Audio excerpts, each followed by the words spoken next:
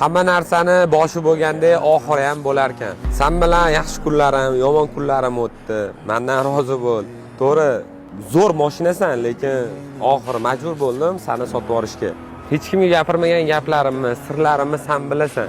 Senga mehrim boshqacha edi, ochiq gap. Seni berib olish menga ham oson emas, lekin xafa bo'lma, hayot shu. Lina hikoyasi mana shu yerda tugadi.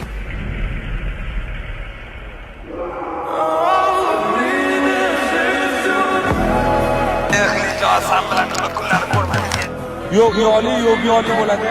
Suvga tushadi.